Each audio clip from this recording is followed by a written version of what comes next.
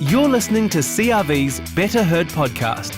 Join us as we talk to CRV experts, industry leaders and farmers about hot topics and issues affecting herd improvement in New Zealand's dairy industry today. Thank you so much for joining us today. I'm your host, Anne-Marie Case-Miller. Now today we're going to look at how breeding can help you achieve your farming goals. We're going to talk about a healthy and efficient herd and the importance of tailoring your breeding program to help unlock the potential of your farm business. Joining me today is CRV Product Development Manager Peter Van Elzakker and West Coast farmer Mark Van Beek. Welcome to you both. Thanks, Anne-Marie. Hi, Marie. Mark, you're farming down near Hokitika. Tell me a little bit about your background and your current farming operation. Well, my background, I grew up on the farm, dry stock farm. Became an engineer and then an adventure tour guide and operator, and then did a stint overseas and came back, and Deb and I wanted to start a family, so we thought, what can we do where we don't both have to be working full-time? And a few people suggested dairying, and I said, no, bugger off. Got to get up too early for that. But talked to a few mates that I played footy with and ended up, working for the Vandergeest family for a couple of years. And then doing a couple of years herd managing. And then we got a farm manager's role just down the road here and ended up buying the herd. So we've been share milking that property for 16 years. And some might think it's a bit of a leap from adventure tourism guide to dairy farming, but I can kind of see the similarities. Every day is different and you are out there in Mother Nature working the elements. What kind of season have you had this year? Oh, she's been a bit rough. Well, beautiful weather since February, but no, it was La Nina, of course, so we were very wet right through the spring, right through till Christmas. It was better after Christmas, and then a couple of huge rain events in February, early February, when Westport got hammered. And then I think since then we've had about 36 mils of rain, which is nothing for us. Yeah, so we've probably grown about 8 tonne of dry matter where we'd normally grow 12 or 13, so it's a bit tough. It sounds like one of the bigger challenges that you've faced so far. Does anything else spring to mind with regards to the challenges that you're overcoming? Oh, just the normal compliance things and just taking up more and more of our time. Yeah, the regulations are definitely providing those challenges to farmers, but I always think the dairy industry has evolved throughout time and I think it will continue to evolve. But how have those challenges influenced your goals? Well, we've recently just brought my parents' dry stock farm out, so we're running the 2 farms now. So things have changed a little bit. We were developing a herd that would primarily suit the farm that we were on because it's only 15 minutes down the road. We weren't looking to do the traditional moving from farm to farm thing. Our goals were to develop a herd that would suit that property. And now we sort of need to start thinking a bit more about if and when we want to sell the herd, the saleability of them. So what kind of herd would suit that property? Oh, they've got to be tough. We get a lot of pretty rough southwesterly, cold, windy weather down there. Mm-hmm. There's not a lot of shelter. It's very coastal, extends about 3 kilometres inland. Probably a third of the farm is very good river soils, and then the rest of the farm is quite wet, peaty sort of country. I tell people that we're trying to breed polar bears, so we want them capacious and hardy. Are there specific traits you're looking for in the breeding? Capacity is a big one. Mm-hmm. As we were sort of starting our dairying career, we milked an LIC herd and then an ambreed herd, and we found the ambreed herd it had a bit more breeding behind it, but so much easier to milk.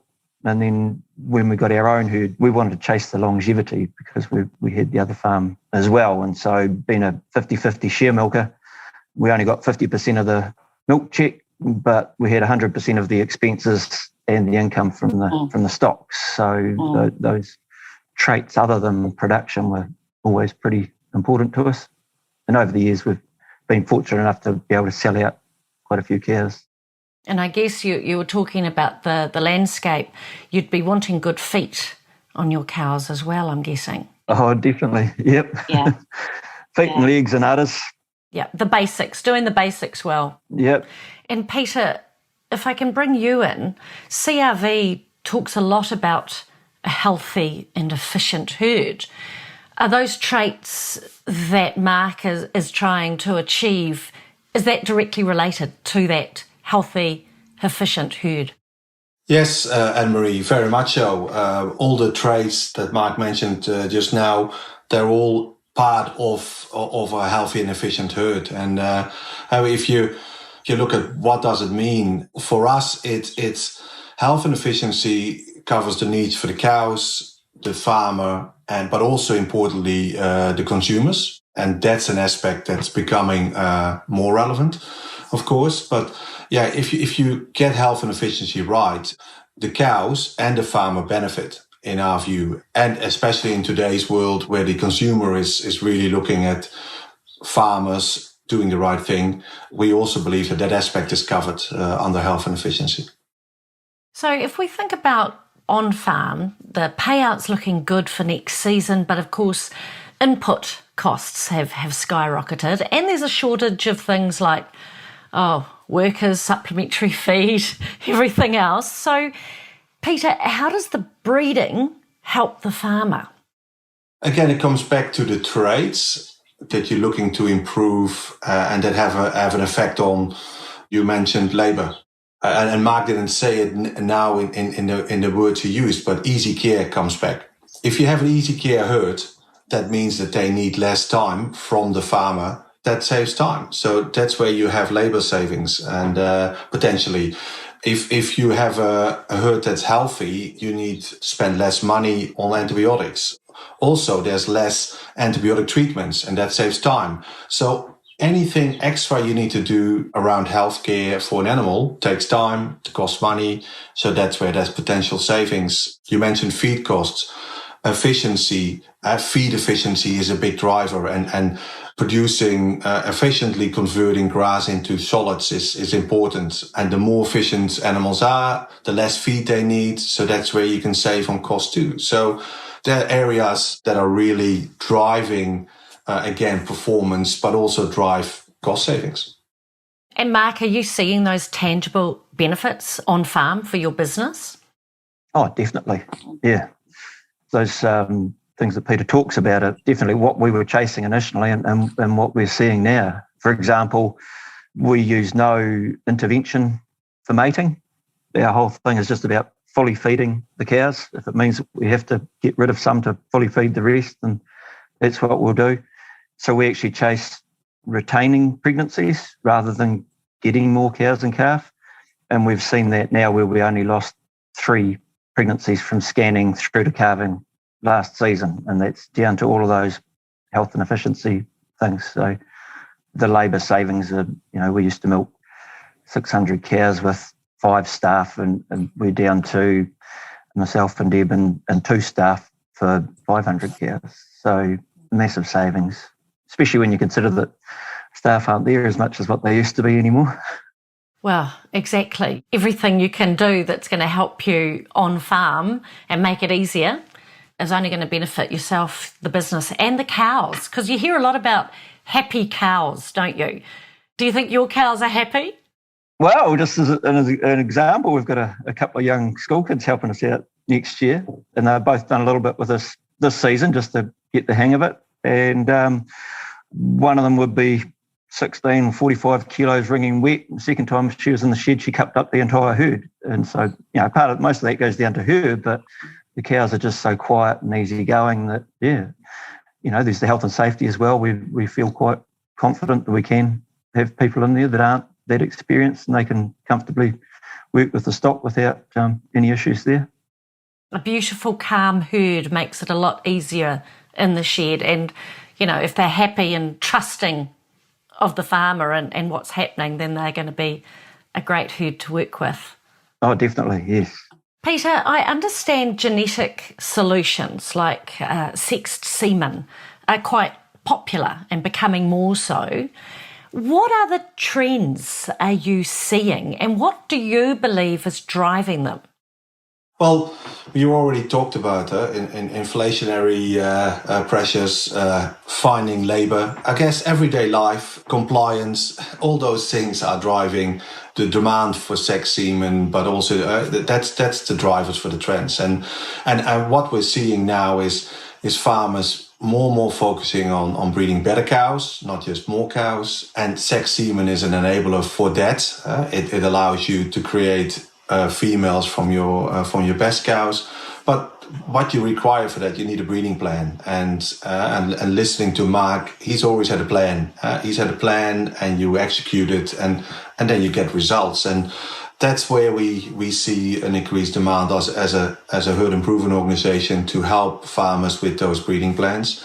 We also see farmers questioning us on, okay, what do I use on the cows that I don't want to breed from, that are not supplying the replacements? So that's where the dairy beef discussion comes in, and that's also challenging because there's not always a route to market for those dairy beef offspring for farmers in all parts of the country. So we can offer solutions, but they're not always the same for every farmer. But that area is certainly a growing one for us. Different breeds have of interest. We've introduced Belgian Blue a couple of years ago, and that's certainly growing. And the environmental efficiency and the compliance that Mark mentioned, that's another area, and that's where in our R&D functions around methane research, low end research, we're doing a lot. And on the feed intake side, like we're unfortunately in our grass-fed system in New Zealand, we're not able to measure individual feed intake on animals well at this stage. We're looking at tools for that, but for instance, in Holland, we are collecting a lot of feed intake data on animals, and we're using that to create these feed efficiency tools so farmers also here can actually get genetics that will produce more or the same with less feed. So that's the drivers and the trends. And it's a long-term game, isn't it? It's not going to happen overnight. Absolutely. Or is it? Well, the nice thing is that there's some areas where we through genetics, can give you some direct results. You take gestation length as a trait. If you use short gestation genetics, yes, you can actually tighten your calving pattern, or you can bring things forward, backwards. So those are areas that you'll see a result next year. And dairy beef genetics, they can give you a result in the calf next year. But yeah, fertility, as Mark mentioned before, udders, feeder legs, some of those traits, they take a bit longer to embed in the herd. And that's where it's a 5-year cycle and planning to really make significant change in the herd. We've heard a lot about resilience and being resilient and becoming resilient with regards to people over the last few years. Is that what we're looking to build into a herd as well?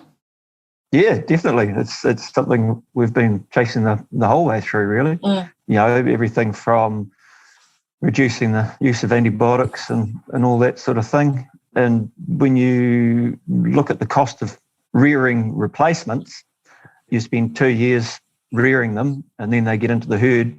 If they're not a good animal and they're not going to last, they're not very efficient. So a lot of that efficiency for us is that number of lactations that they do. So that's a massive thing. And I think when I first looked at it, I don't know, 8 or 9 years ago, CRV were something like 0.3 or 0.4 of a lactation longer than the competition. And when you do the sums on that, it's a cumulative thing. And so the profitability just climbs rapidly with keeping those cows longer in the herd. And that's where it comes down to those traits other than production. And so we've been with CRV so long, and it's just because their philosophy sits so closely with ours. Mm. Building that healthy and efficient herd, it's just got so many benefits right across the board. And Peter, if somebody is thinking, I need to up my game, I need to look more into this, what should they be doing? The start is collection of quality data, and it's something that Mark He hasn't said it directly, but everything that he's mentioned is all based on experience, and experience is data and data points. And some of it is life experience, and you can call that data too, but other bits are, it's herd testing, it's recording. That's also for genetics. It starts with the collection of data, and that's the basis for decision making. Can you correctly identify the animals in your herds? Because by having that right, we can also identify the right genetic merit to them. If you have good recording and good record management, all the information is there to make decisions with. And you need to know what replacements to keep. As Mark said, if you want cows to last, but when you have calves on the ground, okay, who are going to be my best animals? And so if you can better make better decisions earlier, the animals you keep will do a better job. And then if they last lactation longer, you reap the benefits. And that lifetime production, that will become a more important part. And it's then about, okay, what do you want your herd to look like? What system does it need to fit in? What environment? Yeah, that's where you need to have a plan. But it starts with data. So how could CRV help with that? I think historically we're known as a genetics company. Yeah, we breed bulls and we supply bulls genetics. But really, over the years, we've moved to becoming a herd improvement company, and we're offering a full service. So we cover all those bases that I just talked about. So if you want to correctly identify your replacements, you can MyDNA, you can use DNA services to get the right parentage. But also now we're looking at offering genomic services to identify the genetic capability of animals sooner, already as a calf. Well, we're offering herd testing. We have our My Herd recording platform. So that gives you the tools to look at your data, to store your data, but also make decisions from. And then it's about, okay, what the plan, and that's where Mark works with his consultant, Amanda. In this case, I think it is Mark, for a lot of years already. And together they work on filling the needs and putting a plan together. Mark's plan, I call it, for the herd. And you have a right plan and you execute it well, then you get results. So I'm hearing it starts with a conversation. Yes, definitely. Yeah. And you've got a good relationship with your consultant, Amanda, Mark? Yeah, she gave me a pair of socks the other day. It was quite good. CRV socks. Mate, there's nothing better though, is there? And they're matching. Make the most of it while they're still matching. Yeah, it doesn't last that long to end up with matching socks. But that relationship with your consultant and the farmer, I mean, that's a make or break really, isn't it? Oh, yeah. Always on the end of the phone, and go down the road, you see her parked up on the side of the road chatting to someone, and come back from town, and 2 hours later she's only moved about a K or so up the road. More than just me ringing her. It starts with good people to unlock that healthy and efficient herd. Now, I do have a question for both of you.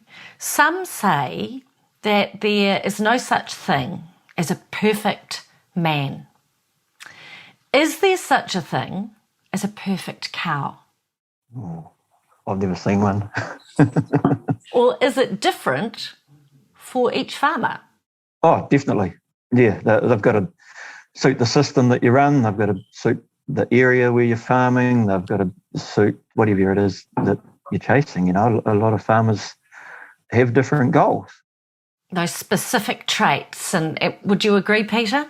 Is there such a thing as a perfect man? Yes. Yeah. Well, of course there is.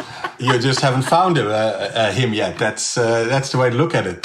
But from a cow perspective, yeah, I fully agree with Mark's comments. And quite often we get the question as when we talk to farmers, you go and visit and they go, "Oh, what bull should I use? What's the more popular bull?" Well, to me, that's not the right question, because it is about, as Mark said, it's about you need to find the herd that works for you. And it even goes down as much as the temperament of the farmer. The cows need to fit that temperament. And so that all needs to fit. And therefore, the most popular bull in the country might not be the right bull for your system, for your temperament. That's why it's important to have the conversation to find out what the farmer's needs are, what works for him or her, and basically put the right herd together using the different tools and using different bulls. If the perfect bull existed, our portfolio would only consist of one bull, and it doesn't. I think there's something like 120 bulls in our current portfolio. And at the same time, if the perfect bull existed, what do you do after that? Where to then? That's it.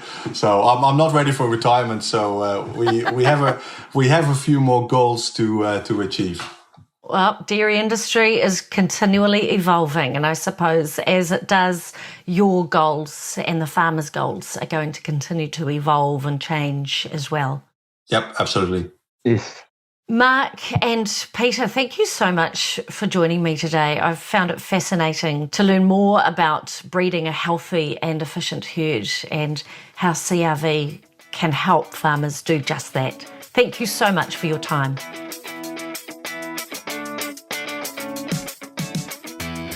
Thanks for listening to CRV's Better Herd podcast. Read more about today's topic and our panel guests by visiting crvforall.co.nz. That's CRV4all.co.nz. Or follow us on social media.